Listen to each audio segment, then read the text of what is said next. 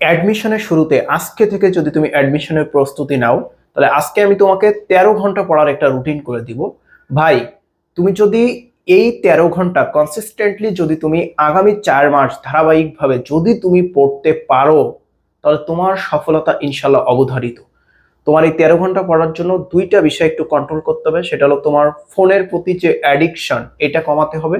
আরেকটা হলো তোমার ঘুম কন্ট্রোল করতে হবে। এই দুইটা কাজ নিয়ন্ত্রণে রেখে তুমি যদি আগামী 4 মাস ধারাবাহিকভাবে আমার রুটিন অনুযায়ী যদি তুমি প্রস্তুতি নিতে পারো, ইনশাল্লাহ তুমি অ্যাডমিশনের চান্স পাবাই পাবাই পাবা।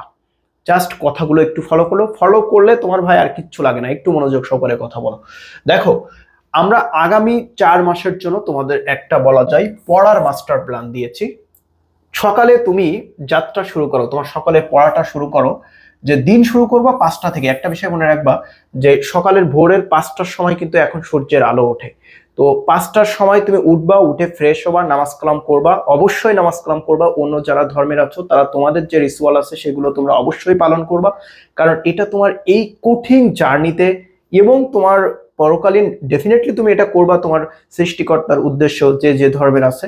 বাট দিন শেষে যে আত্মিক শান্তি, এটার জন্য কিন্তু এটা মোস্ট ইম্পর্টেন্ট। সো ওই জায়গা থেকে অবশ্যই 5টার সময় তোমরা তোমার দিনটা শুরু করবা। 6টা থেকে তুমি পড়া শুরু করবা। 5টায় উঠে সকালে নাস্তা করতে পারো, চা খাইতে পারো, ফ্রেশ হইতে পারো, একটু হাঁটাহাঁটি করতে পারো। তারপর তুমি 6টা থেকে পড়া শুরু করো। 6টা থেকে তুমি 9টা পর্যন্ত পড়বা, একটানা 3 ঘন্টা পড়বা। এবং সকালের এই 3 ঘন্টা পড়াটা তোমার জন্য মোস্ট ইম্পর্টেন্ট। ঠিক আছে, সকালের এই 3 ঘন্টা। কারণ কোনো ব্যক্তি যদি 6টা থেকে 9টা সকালে উঠে যদি 3 ঘন্টা পড়তে পারে, ও অনেক কিছু শেষ করে ফেলতে পারবে, অনেক কিছু পড়ে ফেলতে পারবে, অনেক কিছু জানতে পারবে। সকালের দিনটা খুবই ইম্পর্টেন্ট। যদি তোমার অ্যাডমিশনের এই সিজনে healthy routine, scientific routine maintain করতে পারো, তোমার জীবনে আমূল পরিবর্তন চলে আসবে। তোমার লাইফ চেঞ্জ হয়ে যাবে যদি তুমি জাস্ট এই রুলগুলো ফলো করতে পারো। আচ্ছা, ঠিক আছে, তুমি সকালে একটানা পড়ার পরে তুমি এরপরে একটা ব্রেক নিতে পারো। ব্রেকটা নিবা কখন? 1 ঘন্টার একটা ব্রেক নাও। তোমার বড় একটা ব্রেক দিয়েছি, তুমি 3 ঘন্টা পড়ছো, পড়ে টায়ার্ড হয়েছো। এই 1 ঘন্টার ভিতরে তোমার সকালের যত প্রকার কাজ আছে সবকিছু তুমি শেষ করবা, খাওয়া দাওয়া থেকে শুরু করে যদি অন্য কোনো কাজ থাকে শেষ করবা। ঠিক আছে, এরপরে তোমার কাজ হলো পরবর্তী আহ, ধাপে তোমার সকালের দ্বিতীয় শিফটের পড়া তুমি শুরু করবা। এবং দ্বিতীয় শিফটের পড়া শুরু করবা হলো 10টা থেকে একদম 12টা 30 পর্যন্ত। এখন এইখানে একটা জায়গায় কিন্তু কনফ্লিক্ট লেগে যেতে পারে। কনফ্লিক্ট হলো তোমাদের হয়তো এই 10টা থেকে 12টা পর্যন্ত তোমরা অনেকে বিভিন্ন কোচিং এ ভর্তি হয়েছো, কোচিং এ ক্লাস থাকতে পারে। তো তুমি যে কোচিং এর ক্লাস যেটা আছে ওটাও তোমার পড়ার পার্ট। ঠিক আছে, ওটাও তোমার পড়ার পার্ট। তবে তোমাদের একটা কথা বলি, অ্যাডমিশনের প্রত্যেকটা সিঙ্গেল মুভমেন্ট অনেক অনেক বেশি গুরুত্বপূর্ণ। তাই একটা সিঙ্গেল মুভমেন্টও তোমার নষ্ট করা যাবে না। তুমি কোচিং এ যদি অটোতে যাও, অটোর পিছনের সিটে বসে তুমি মোবাইলে বসে স্ক্রিনশট গুলো পড়ো, ইনফরমেশন গুলো পড়ো, মোবাইলে পড়ার নোট করে নাও, সেগুলো বসে বসে পড়ো। 1টা মিনিট সময় নষ্ট করো না।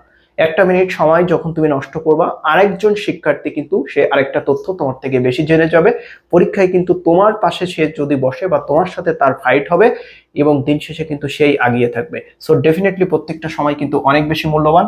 তো তোমরা যদি পরবর্তীতে সকালে দ্বিতীয় শিফটের এই পড়াটা পড়তে পারো, এটা তোমার লাইফে হবে একটা বলা যায় লাইফ চেঞ্জিং একটা পার্ট। কারণ এখানে তুমি অলরেডি 3 ঘন্টা পড়ছো, এখানে তুমি আরো পড়ছো তুমি 2 ঘন্টা 30 মিনিট। তো অলরেডি কিন্তু তোমার দেখো 5 ঘন্টা 30 মিনিটের একটা পড়া হয়ে গেছে। তুমি সকালে 12:30টার আগেই তুমি 5 ঘন্টা 30 মিনিট কিন্তু তুমি পড়ে ফেলছো। সো দেখো রুটিনটা কতটা বেশি ইফেক্টিভ হয়। তারপর দুপুরে আমরা জানি একটা বড় ব্রেক আমাদের দরকার হয়, গোসল করতে হয়, খাইতে হয়, নামাজ কালাম আছে। সো তুমি 2টা পর্যন্ত ব্রেক নাও। তারপর বিকালে তুমি আবার পড়া শুরু করো। বিকালে পড়া শুরু করো 2টা থেকে 4টা। এখানে যদি তুমি পড়ো তাহলে এখানে তুমি আরো 2 ঘন্টা কিন্তু সময় তুমি পাবা। আরো 2 ঘন্টা মানে এই 5টার সাথে যদি আমরা আরো 2 ঘন্টা অ্যাড করি, তাহলে দেখো অলরেডি আমাদের কিন্তু 7 ঘন্টা হয়ে গেছে। ঠিক আছে, আমাদের 7 ঘন্টা কিন্তু হয়ে গেছে পড়া। ঠিক আছে, তোমার বিকাল 4টার মধ্যে কিন্তু 4:30টার মধ্যে 7 ঘন্টা হয়ে গেছে। তারপর বিকালের একদম সন্ধ্যা পর্যন্ত তোমার একটা বড় ব্রেক। আর একটা বিষয় ইম্পর্টেন্ট, সেটা তোমাদেরকে বলবো একদম শেষে বলবো, এবং যেটা অনেক অনেক বেশি গুরুত্বপূর্ণ। এবং আমার অ্যাডমিশন টাইমে আমি এই ভুলটা করেছিলাম, তো আমি চাইবো যে তোমরা কেউ এই ভুলটা না করো। একটু আমি শেষের দিকে বলবো এটা, যেহেতু এটা শেষের পয়েন্ট। তার আগে তোমার রাতের পড়াটাও যেহেতু অনেক ইম্পর্টেন্ট, রাতে তুমি পড়বা 6টা 20 থেকে পড়া শুরু করো নামাজ কালাম করে।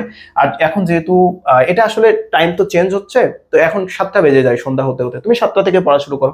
7টা থেকে দেখা যায় তুমি 11:30টা পর্যন্ত পড়ো। যদি তুমি পড়ো এখানে প্রায় আরো তুমি 4 ঘন্টা বা 4 ঘন্টা 5 ঘন্টা একটা সময় পাবা। তো এখানে যদি তুমি একটা 5 ঘন্টা পড়তে পারো নিজের মতো করে, তাহলে দেখা যায় এইদিকে তোমার 7 ঘন্টা, আর এইদিকে তোমার আছে হলো আরো 5 ঘন্টা, এদিকে তুমি আরো পাচ্ছো 5 ঘন্টা। তো অলরেডি কিন্তু এখানে তোমার একটা 12 ঘন্টার পড়া চলে আসছে।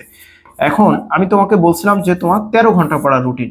এখন 12 ঘন্টা 13 ঘন্টা কোনো ফ্যাক্ট না, তুমি চাইলে 10 ঘন্টাও পড়তে পারো, বাট তোমার পড়ায় মনোযোগী বা তোমার পড়ার কতটুকু তুমি নিতে পারছো, তোমার কতগুলো অ্যাবজর্ব করতে পারছো, এটা গুরুত্বপূর্ণ। এবং তুমি এখানে যদি চাও যে না আমি আরো একটু বেশি পড়বো, আমি 14 ঘন্টা পড়বো, 13 ঘন্টা পড়বো, তাহলে কিন্তু তুমি রাতের পড়াটা একটু বাড়িয়ে দিতে পারো, কিংবা তুমি এই যে ব্রেক যেগুলো আছে এই ব্রেকের মধ্যে কিন্তু তুমি একটু সময়টা কমিয়ে দিতে পারো।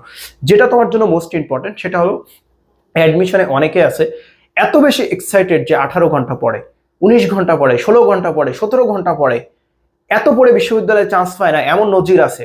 আমার সাথে ছিল যারা অ্যাডমিশন পরীক্ষা দিছে, কত ঘন্টা পড়তো, বলে যে আমি 17 ঘন্টা করে পড়ি, 16 ঘন্টা করে পড়ি। তাই আমি বলি যে এ মানুষ নাকি রোবট, ও 17 ঘন্টা পড়ে বিশ্ববিদ্যালয়ে চান্সই পায়নি। কারণ দিন শেষে তোমার মেন্টাল ফিটনেসটাও অনেক বেশি দরকার।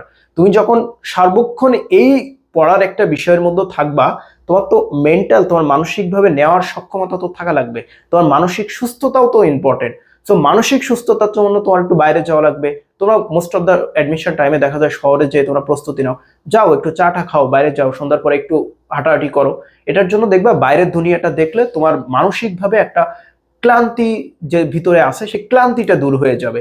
সো এটা মোস্ট ইম্পর্টেন্ট। সারাক্ষণ যদি তুমি রুমের মধ্যে কানিতে বসে থাকো, তাহলে দিন শেষে দেখা যায় তুমি মেন্টালি খুবই এক্সস্টেড হয়ে যাবে, that is very problem for you. So এই জায়গা থেকে তোমাকে খুব খুব বেশি কিন্তু সতর্ক থাকতে হবে। তাই আমি তোমাকে যে সায়েন্টিফিক রুটিনটা দিয়েছি এটার থেকে হেলদি রুটিন আর হয় না। কারণ আমি তোমাকে এখানে দেখো হাইলাইট করেছি সকালের পড়া, তোমরা যেটা করো মোস্ট অফ দাই কিন্তু সকালে ঘুমাও বেড়ালের মতো, এই ঘুমানোটা কোনোভাবেই যাবে না। এটা তোমার জন্য সায়েন্টিফিক একটা রুটিন, তুমি এটা ফলো করো, তোমার সফলতা ইনশাল্লাহ অবধারিত। আর তোমরা যদি সম্পূর্ণ আমাদের ইন্টেনসিভ কেয়ারে থেকে যদি তোমরা প্রস্তুতি নিতে চাও, তাহলে আগামী যে সময়টা আছে পুরো অ্যাডমিশন সিজনটা আমরা তোমাদের পাশে আছি। এবং অনলাইনের অন্যতম একটা অভিজ্ঞ মেন্টরের প্যানেল কিন্তু অ্যাডমিশন মেন্টর, কারণ অ্যাডমিশন মেন্টর এখন যারা মেন্টর হিসেবে আছে প্রত্যেকেই কিন্তু এক্সপিরিয়েন্স টিচার, এবং প্রত্যেকেই বিগত কয়েক 4 থেকে 5 বছর ধরে কিন্তু তোমাদের বিশ্ববিদ্যালয়ে চান্স পাওয়ার এক একজন কারিগর হয়ে উঠছে।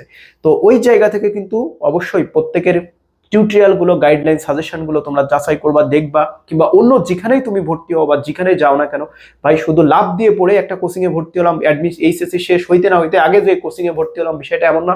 সবার আগে ইম্পর্টেন্ট যে কোনো বিষয় হলো যাচাই করা, কারণ সবকিছুর ভিতরের চিত্র বাইরের চিত্র আর এক রকম থাকতেও পারে।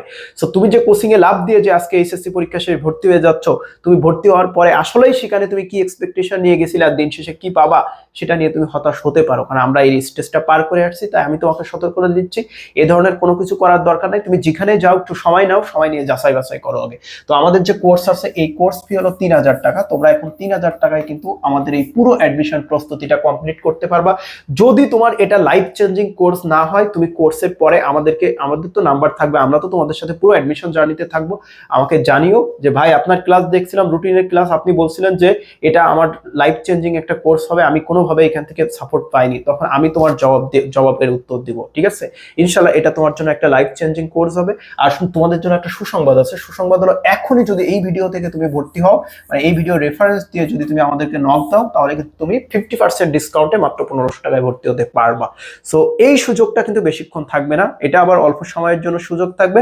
আমাদের টার্গেট ফিল হয়ে গেলে কিন্তু তখন কোর্স ফি আবার 3000 টাকা হয়ে যাবে। তাই ভেরি ফাস্ট তুমি ভর্তি এনরোল করে নাও, আমাদের ইন্টেনসিভ কেয়ার থেকে তোমার অ্যাডমিশন প্রস্তুতি নাও। ইনশাল্লাহ এই কোর্সটা হবে তোমার অ্যাডমিশন চান্স পাওয়ার মূল হাতিয়ার।